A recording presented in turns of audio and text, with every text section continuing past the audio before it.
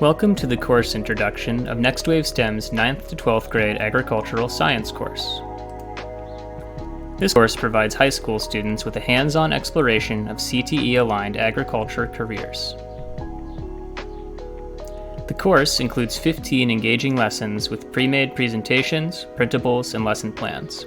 No previous agricultural experience necessary.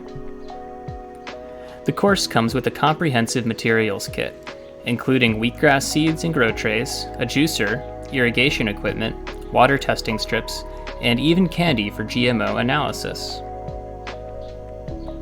The highlights of this course are centered around the hands-on projects. Students will grow their own wheatgrass, then process it into wheatgrass juice for marketing and sale. Students will also create scale models of farms in order to analyze irrigation optimization and chemical runoff. Finally, students will study the economics behind agribusiness and farm-to-table initiatives. According to the Bureau of Labor Statistics, careers in agricultural science are expected to grow by 7% by the year 2033.